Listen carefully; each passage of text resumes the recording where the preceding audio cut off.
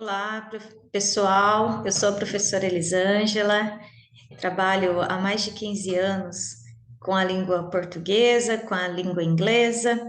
Já trabalhei nas redes municipal, estadual e atualmente estou trabalhando na rede federal. Como eu me apresentei, né, Elisângela Dias Saboia, é um prazer estar com vocês hoje aqui. Hoje eu venho para falar com vocês um pouquinho sobre a questão da leitura e da escrita, né? No ensino médio, principalmente, que é a etapa, né, em que eu estou atuando.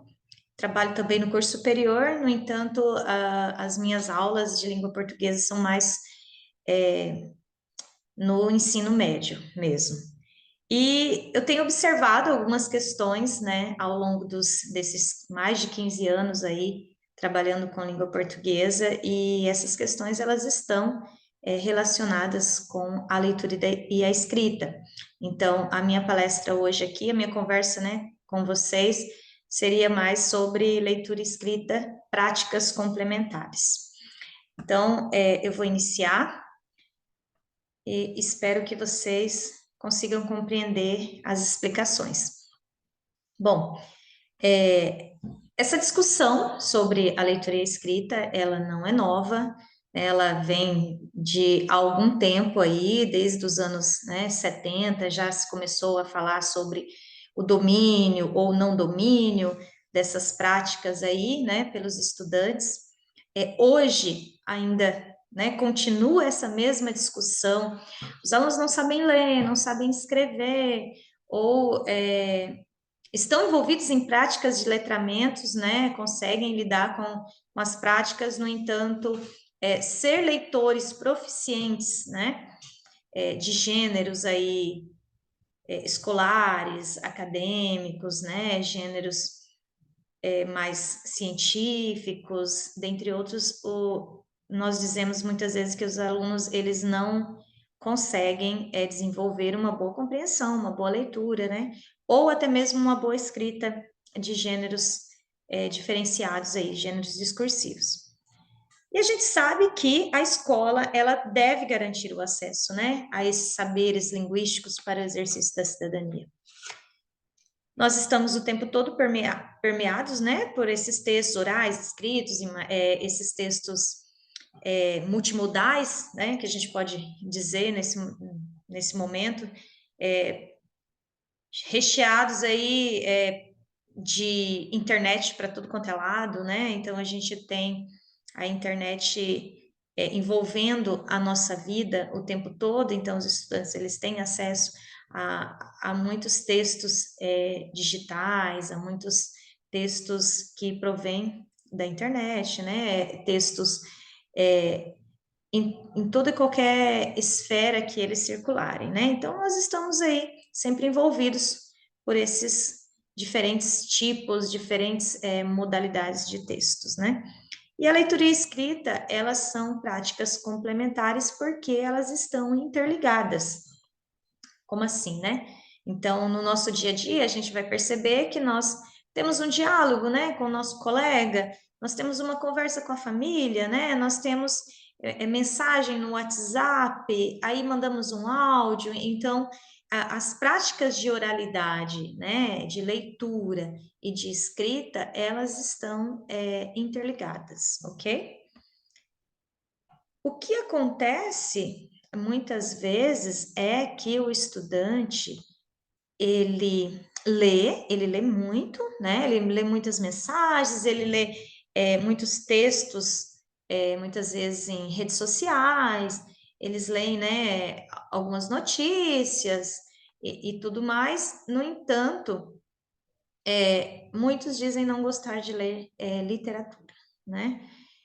Ou não leem textos mais, né, científicos, textos acadêmicos. Então, muitas vezes a gente pode, né, se perguntar, mas por que que eles não gostam de ler? Na verdade, muitos nem chegaram a ter esta intimidade ou nem chegaram a ter este momento, essa possibilidade em suas famílias, né, em seus lares, às vezes a escola tinha problemas com biblioteca, né? Não tinha, talvez, um acervo literário, né? Um acervo de acordo com a idade dos estudantes. A gente sabe que em muitos municípios as bibliotecas tendem a parecer mais depósitos e não um ambiente, né, agradável de leitura, então ela pode variar, né? Essa consequência deles não gostarem de ler pode variar, mas na verdade não é que eles não gostam, é porque eles ainda nem leram, né? Eles nem tiveram essa intimidade com a leitura. Então, essa é uma explicação do Pocente aqui, né? De que as leituras escritas, elas são muito importantes nas aulas de língua portuguesa. Então, se eu recebo meu estudante que ele não lê, né, não tem esse hábito de leitura, não tem esse hábito de escrita na casa dele, né, é, da sua família, então cabe à escola desenvolver e proporcionar esse momento de aprendizagem para o estudante. Por isso que ele frequenta a escola. E acontece também do estudante, por não ter essa intimidade, muitas vezes com a leitura na casa dele, né? As escolas pelas quais ele passou, muitas vezes, né, a questão da biblioteca não era, né, tão organizada. Ele vai chegar à escola, às vezes, com algumas confusões sobre leitura e escrita, ou com algumas concepções diferentes sobre essas práticas, né, de uso da língua portuguesa. E Cagliari, Marcuse, eles trazem algumas reflexões sobre a escrita, algumas reflexões sobre oralidade, sobre leitura. Então, nós vamos ver algumas delas aqui. Por exemplo, Cagliari, ele diz assim, que a finalidade da escrita é permitir a leitura. Ou seja, o texto gráfico representa a linguagem oral que pode ser recuperada através da leitura. Já Marcuse, ele diz o seguinte, que a escrita ela não representa a linguagem oral, ou melhor, a fala. O autor defende que fala e escrita são diferentes.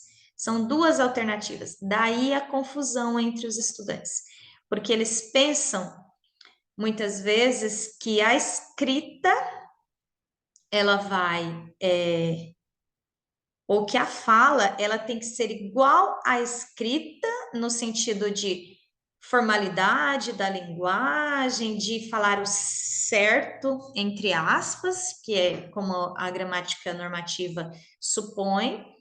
Ele pensa que tem que falar tudo corretamente de acordo com a gramática e se desvia daquele padrão, ele está cometendo um erro de fala, então ele fala errado e pensa que a escrita também, ou alguns imprimem na escrita uma certa oralidade que já traz uma informalidade da linguagem que empregam, por exemplo, em gêneros diferenciados.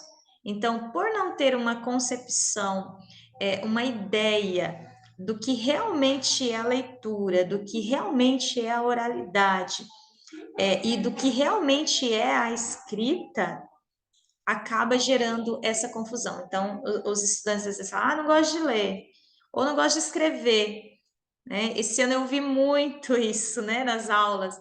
Eu não gosto de escrever porque tem muitas regras. Eu não gosto de escrever porque eu escrevo errado.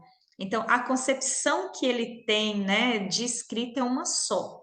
A escrita só funciona de um jeito, só existe uma forma de se escrever, e é assim. E se ele não souber empregar aquelas regras gramaticais que está muito apegada à mentalidade do estudante, ele escreve errado.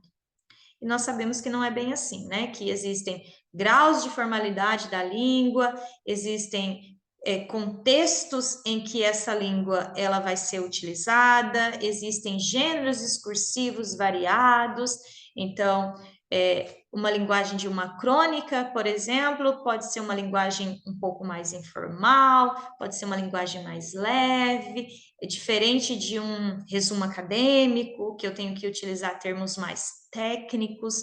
Então, por não ter intimidade, essa familiaridade com gêneros discursivos variados e essa concepção bem trabalhada, os estudantes acabam confundindo leitura escrita, oralidade escrita e acabam dizendo que não gostam de ler, não gostam de escrever, né? E a gente vê isso se repetir ano após ano. Então, para Marcuse, a oralidade, né, ou a escrita, melhor, não representa a língua oral. Até porque a oralidade nós temos entonações, né? A escrita nós temos pontuações que não existem na fala. Então, assim, não dá para colocar um ponto final na nossa fala no sentido de ver ou de algum gesto, alguma coisa que tenha esse ponto final. A gente vai utilizar, né, a nossa entonação e alguns tiques, muitas vezes, né, o ato de respirar fundo, é complicado representar isso na escrita. Então, essa é a ideia que Marcuse ele defende, que oralidade e escrita são duas alternativas de atualização da língua, são duas maneiras diferentes de se utilizar a língua. Então, vem a pergunta, né? Escrever é difícil? Este equívoco é alimentado no estudante desde que ele ingressa na alfabetização. Nós falamos um pouco sobre isso. Às vezes ele chega na escola com a sua linguagem familiar, com a sua língua materna já estabelecida. No entanto, ele chega com a linguagem que ele adquiriu, né, das pessoas que estão ao seu entorno, das pessoas que estão em sua comunidade. E por não ter acesso ainda à escrita, então muitas palavras ele pode usar eu fazia, né? Alguns verbos, algumas situações diferenciadas, e aí logo de imediato, ou pelos colegas, ou até mesmo nós, professores, né? Acabamos falando, menino, fala certo, você está falando errado. Então, a gente já incute na cabeça do estudante, né, do aluninho lá, que ele fala errado. E é fato, eles chegam no ensino médio, eu falo errado, fulano fala errado, professora, né? Então, assim, eles não entendem ainda os contextos, né? Não entendem as situações em que a linguagem pode ou não ser usada de determinada forma. E a mesma coisa com a escrita. Então, quando ele se depara com a escrita, para ele é uma referência, né? Essa escrita mais padrão, mais normativa, né? Ele é uma referência de certo, como nós falamos anteriormente. Então, falar, escrever, saber escrever na mentalidade de muitos deles, desses estudantes que chegam, é realmente escrever certo, escrever graficamente, né? Ou de forma correta as palavras, né? Não ter erros de grafia, colocar acentuação, colocar pontuação. A noção que muitos trazem é que escrever certo é isso, né? E a gente sabe que para escrever certo e para escrever bem, não é somente colocar pontuação, né? Não é somente acentuar as palavras, né? Ela precisa de uma organização, ela precisa de conteúdo, né? Das chamadas coesão e coerência e outros elementos que trazem textualidade, né? Que deixam um texto realmente ser considerado como um texto e não um amontoado de palavras como nós vemos, né? Muitas vezes nas produções escritas dos estudantes. Então, exige-se uma fala impecável, né? Fala errado, tem que falar certo, assim como a escrita. Então, há uma confusão de conceitos, né? Uma confusão, ou um entra no campo do outro, leitura é igual a escrita, escrita é igual oralidade, e gera aquela concepção, muitas vezes, equivocada para o estudante. Então, continuando aqui, é importante a gente lembrar que as orientações curriculares nacionais de língua portuguesa para o ensino médio, elas afirmam que as práticas de uso da língua escrita devem receber destaque na orientação do trabalho escolar.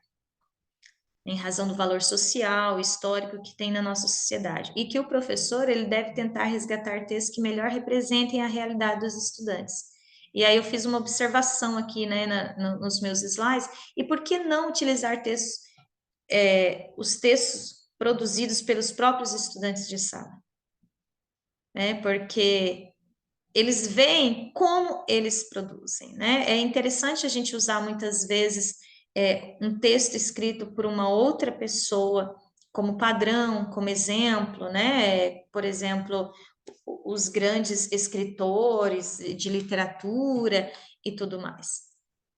No entanto, esses textos, em algumas situações, nada tem a ver com a realidade do estudante, né? Ou não despertam um interesse do estudante. Quando a gente utiliza os textos deles, né, reproduz na sala de aula, ou leva para discussão, projeta lá para que todos possam visualizar que eles se deparam com aquilo que eles escrevem, né, determinado gênero, causa um impacto, né? Eles conseguem perceber aquilo que poderiam ter feito, aquilo que não ficou muito legal, dependendo do gênero discursivo, aquilo que poderia melhorar, no texto do outro também, trechos que estão confusos. Então, esse olhar do estudante, ele tende a ficar mais aguçado quando ele se depara com textos que, né, representem não só a realidade dele, mas que são produzidos por eles, né, também. Textos de outros e textos deles. Então, é muito interessante. Eu gosto de fazer esse trabalho bastante em sala de aula e eles sempre, né, ficam, assim, bastante impactados com a escrita, né, no sentido de reflexão, de análise linguística, análise gramatical, análise, né, textual, dentre outras aí. Então, é bem interessante a gente poder resgatar esses textos, não só, mas dos próprios estudantes, que são os produtores, em sala de aula. E aí, voltando à questão da gramática, que eu mencionei antes, sobre a questão de escrever certo, escrever, né, muitas vezes as palavras corretamente, de acordo com a grafia vigente, colocar acento, há uma confusão muito grande de saber escrever bem com saber gramática. É visível quando nós conversamos em sala de aula, quando nós falamos sobre isso, eles sempre vão resgatar aqui a ideia de que tem que saber gramática para poder dominar a escrita. Só gramática, né? Só a gramática. Então, Antunes faz uma reflexão e diz que a gramática que se ensina na escola é apenas uma parte da língua. Eu sempre tento deixar isso bem claro para os estudantes que chegam. Gramática não é toda a língua portuguesa, né? Português não se resume apenas em gramática, nós temos outras situações, outros elementos que compõem o estudo da língua portuguesa, que compõem a disciplina de português. Pois, além de não preencher todos os requisitos para atuação verbal adequada, a gramática, ela, na hora de ter o que dizer, quase sempre não consegue preencher esse espaço. Então, não adianta eu saber somente acentuar as palavras, colocar pontuação e vírgula no lugar correto, se eu não tenho o que dizer, se eu não tenho expressões relacionadas àquele gênero, se eu não tenho leitura relacionada àquele gênero suficiente, e não tenho como ter modelos de escrita para eu poder empregar nos meus textos.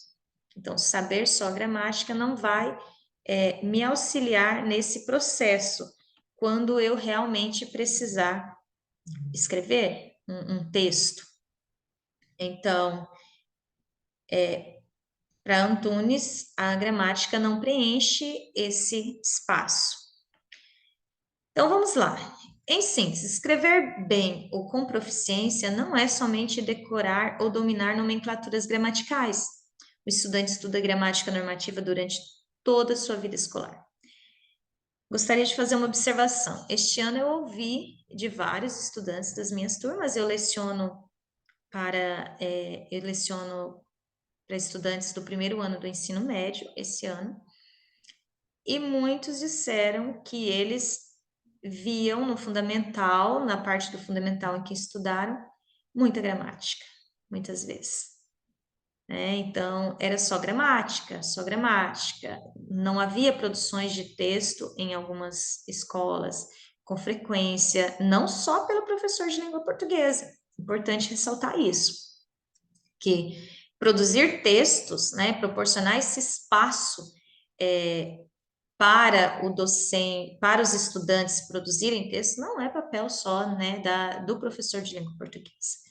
Nós temos outras disciplinas aí riquíssimas para a produção de gêneros discursivos variados, que poderiam, né, proporcionar esse espaço, mas muitas vezes que eu vejo que até professores de outras disciplinas vão focar no escrever certo, escrever bem, na quantidade de erros de escrita que o estudante teve, né? E não na organização textual e nem no gênero que você propôs, que o estudante entendeu o gênero ou escreveu de acordo com as características daquele gênero. Isso nem sempre é considerado, né? Então, esse papel do professor de proporcionar momentos em sala de aula para que o estudante possa desenvolver as suas produções, para que ele tenha esse feedback do professor, né? Que o olhar desse professor não fique somente focado nas questões gramaticais, né? Ah, ele cometeu erros de concordância. Somente, claro que nós precisamos, sim, né? Corrigir os estudantes, auxiliar na aprendizagem da gramática, auxiliar na aprendizagem da língua portuguesa. No entanto, não deixar que o nosso olhar fique focado somente nestes pontos, né? Somente nessas questões de escrita, porque a escrita, ela é muito maior, né? A função dela uma das funções da língua, né? Um dos objetivos da língua é a gente ter essa interação, a gente poder fazer essa troca, né? Linguística por meio da escrita, por meio da oralidade. Então, isso é importante também para que os professores, no geral, não somente os de língua portuguesa, né? Que às vezes a gente tende, né, a focar o olhar mais para essas questões gramaticais. E muitas vezes o estudante ele tem uma criatividade incrível, né? Ele tem muito a falar, ele tem uma criticidade inata. No entanto, nem sempre ele consegue organizar isso, né? De uma forma clara ou de uma forma mais objetiva, planejada, e aí cabe, né, a orientação e o papel do professor nesse processo. Então, o estudante utiliza a gramática normativa durante toda a sua vida, como, né, Antunes menciona, mas quando é preciso utilizá-la, não se sabe como.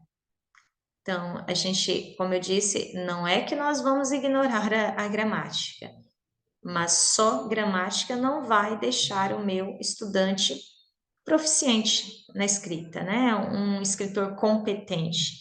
Que a função, até a nossa função não é formar escritores, né? Também pode, eu falo para os estudantes, quer ser escritor? Também pode, mas é um escritor proficiente, um escritor competente, que consegue passear por vários gêneros discursivos e entender as características, ler esses diferentes textos discursivos e saber reproduzir. Como que nós vamos fazer isso? Em sala de aula. Fazendo muita leitura, e nós fazemos, né? Nós trabalhamos leitura, interpretação, mas deixar esse espaço de produção mesmo, de não enviar para casa, né? O que acontece às vezes, a gente não está vendo. Eu gosto bastante de trabalhar a produção de texto em sala de aula ali. Eu sei que muitas vezes vou usar 2, 4, 6 aulas envolvidas só nessa atividade, mas é nesse momento que o estudante ele vai olhar para o próprio texto, ele vai mostrar aquilo que ele realmente consegue ou não consegue produzir, ele vai ter referências de leitura para que ele possa desenvolver um texto de forma mais eficaz, de forma mais eficiente.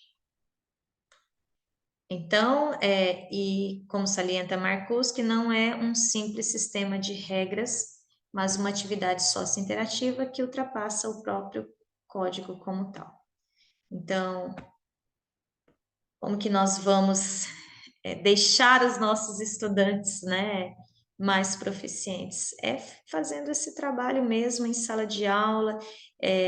Docente defende bastante que essas atividades precisam ser feitas e desenvolvidas durante as aulas. Não somente enviar para casa, faça a leitura desse texto em casa, né? Somente, né? Trabalhar em sala, dedicar tempo, esforço, é trabalho duro mesmo para que o estudante, trabalho duro dele mesmo também, né?